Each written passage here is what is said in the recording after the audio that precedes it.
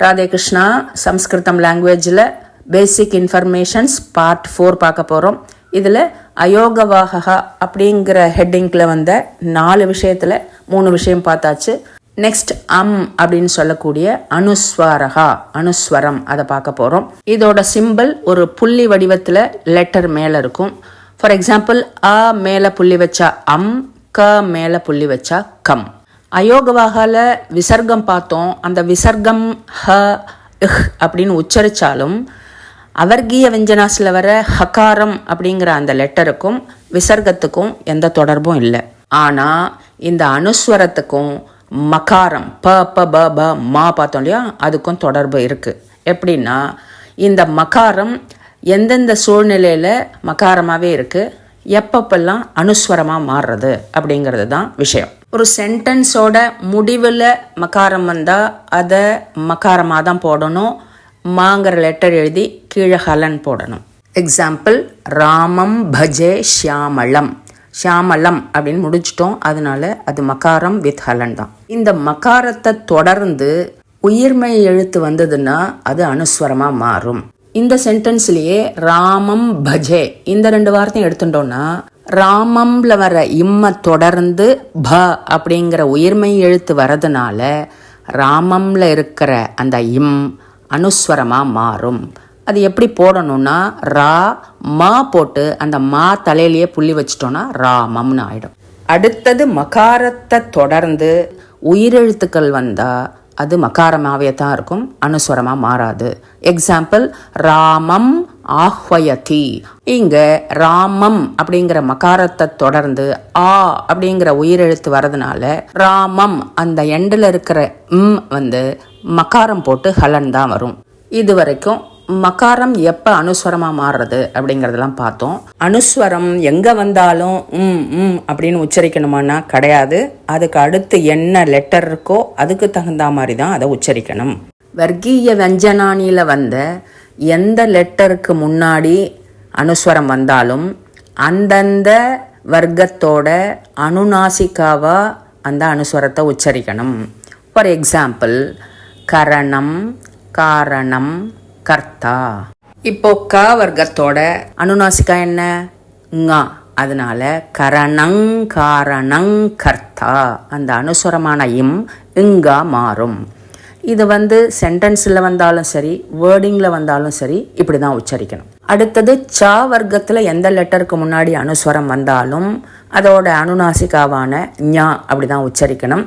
Example, ஔஷதம் ஜகத Setu. ஔஷதம்ல வர இம்ங்கிற அனுஸ்வரம் ஜ அப்படிங்கிற ச வர்க்கத்தோட 3வது எழுத்தா வர்றதுனால அதை ஔஷதன் ஜகத சேது அப்படின்னு சொல்லணும். நெக்ஸ்ட், ட வர்க்கத்துக்கு அனுநாசிகா 3 சுழின்னா இதில் சகசிரநாமத்தில் எக்ஸாம்பிள் கிடையாது, அதனால 2-3 வேர்ட்ஸ் மட்டும் சொல்கிறோம்.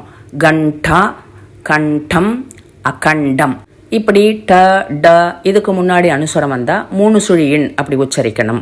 அடுத்தது, த வர்க்கத்தோட அனுநாசிகா ந. இதுக்கு சகசிரநாமத்தில் வர பலஸ்ருதியில சத்வம், தேஜோ, பலம், திருதிஹி. பலம்ல இருக்கிற இம்ங்கிற அனுஸ்வரம் திருதிங்கிற இந்த த வர்க்கத்தோட 3வது லெட்டரோட முன்னாடி வரதுனால பலந்திருதிஹி, இம்மை இன்னா மாற்றணும், பலந்திருதிஹி அப்படின்னு சொல்லணும். நெக்ஸ்ட், பாவர்க்கம் நமக்கு ரொம்ப சௌக்கியம். பாவர்க்கத்தோட அனுநாசிகா மா, அனுஸ்வரம் இம். அதனால ப ப ப ப இந்த 4 லெட்டருக்கு முன்னாடி அனுஸ்வரம் வந்தா அப்படியே இம்னு ஆசிட்டிஸ் உபயோகிக்க வேண்டிதான். பிராஜிஷ்ணுர் போஜனம் போக்தா. போஜனம்ல வர இம்முங்கிற அனுஸ்வரம் போக்தா ப அதுக்கு முன்னாடி வந்ததுனால போஜனம் போக்தா. இதே மாதிரி இந்த 4 வர்க்கத்திலையும் வேர்ட்ஸ் வந்தாலும் இந்த ரூல் படி தான் சொல்லணும். எக்ஸாம்பிள்ஸ் பார்க்கலாம். க வர்க்கத்தில் சங்கல்பம், ச வர்க்கத்தில் சஞ்சயா, ட வர்க்கத்தில் அண்டம், த வர்க்கத்தில் அந்தஸ்தம், ப வர்க்கத்தில் சம்பிரமம். ஜென்ரலா மகாரம் உச்சரிக்கும் போது ம அப்படிங்கிறத உதடு ஒட்டி ஓஷ்டமா சொல்லுவோம். அனுஸ்வரத்தை அப்படின்னு ஹம்மிங்கா உதடு ஒட்டாம நேசலா சொல்லணும்.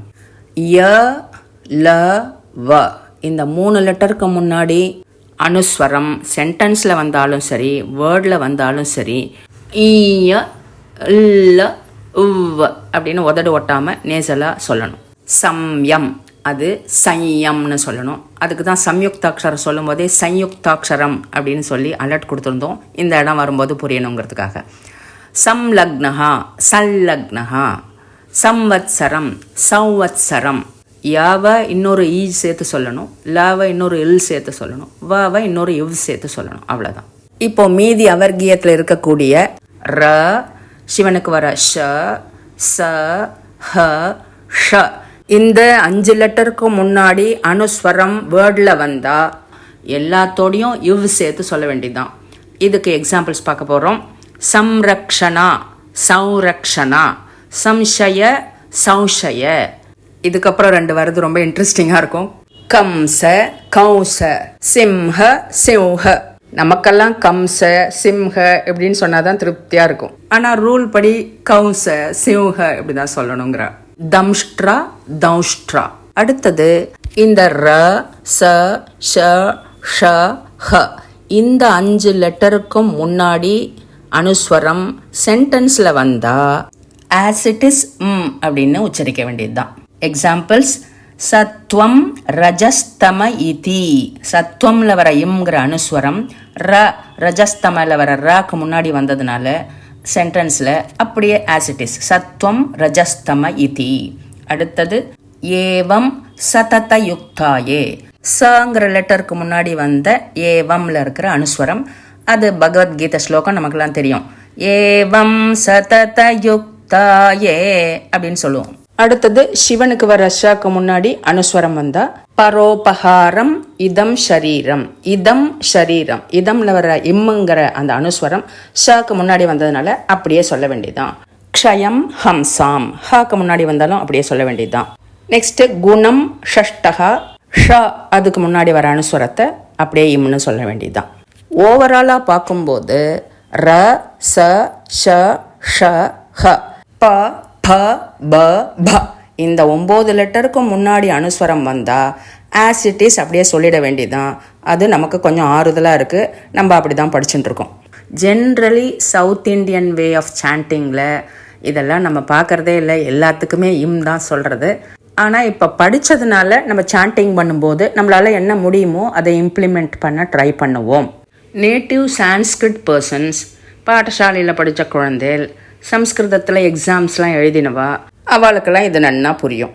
ஆனால் தமிழை தாய்மொழியாக வச்சுண்டு சான்ஸ்கிரிட்டில் வெறும் ஆல்ஃபபெட்ஸை மட்டும் தெரிஞ்சுண்டு இங்கே உள்ளே வந்திருக்கோம் இல்லையா படிக்கணும்னு, அப்பேற்பட்டவாளுக்கு இத்தனை ரூல்ஸையும் பிரெயினில் வச்சுண்டு இம்ப்ளிமெண்ட் பண்ணுறதுங்கிறது ரொம்ப கஷ்டம்தான். ஸோ இப்போ நம்ம சான்ஸ்கிரிட்டில் எக்ஸாம் எழுத போகிறோம் அப்படின்னாக்க அங்கே ப்ராக்டிக்கலில் இந்த மாதிரி ப்ரொனவுன்சியேஷன் கேட்டான்னா ரூல்ஸ் படி கரெக்டாக தான் ப்ரொனவுன்ஸ் பண்ணணும், அப்போ தான் நமக்கு மார்க் போடுவா.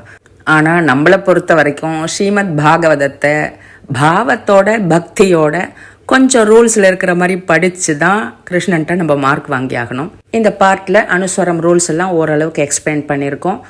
சம்ஸ்கிருதம்ங்கிறதே ஒரு தேவ பாஷை, கடல், வியாக்கரணம் ரொம்ப பெருசு, அதில் நம்ம ஒரு சிறு துளி தான் தெரிஞ்சுட்டு இருக்கோம். அப்படி தெரிஞ்சுட்ட விஷயங்களை சாண்டிங் பண்ணும்போது செயல்படுத்துறதுக்கு முயற்சி பண்ணுவோம்.